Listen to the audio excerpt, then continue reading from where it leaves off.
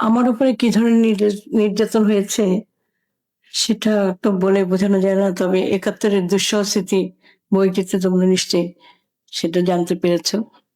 আমার ছেলে IA pass, মাইয়ে মেট্রিক পাস। ছেলে একটা পাইবি, আর একটা আমার বুকে দুধ খেত, স্বামী করতো দরিদ্রের কাজ। আমারও দুই হাত বান্ধি আমার সামনে আমার ছেলে মেয়ে স্বামী সব গুলি করলো। আমি বলিলাম, বাবা উর্গে মারিস না, আমারে মার। বললো, না তোরে মারবো না, তোর ছেলে মেয়ে তোর স্বামীরই, তোর সুমকি মারবো। ছোট্ট মেয়েটা আমার আউল গোড়া দিতে পারতো না, বুকে দুধ খাতুলো। সেই মেয়ে কাড়ি নিয়ে সময় কাদার তলায় পুঁতে গুলি করে বুকি করে গাঙে দেয়। কারা আপনার উপর অত্যাচার করেছে? এ বারোয়ারের মোজার এখনো বেশি আছে, হাতে মোজার, হাতে মারা গেছে, মোজারটা বেশি আছে এখন। ওরা কারা?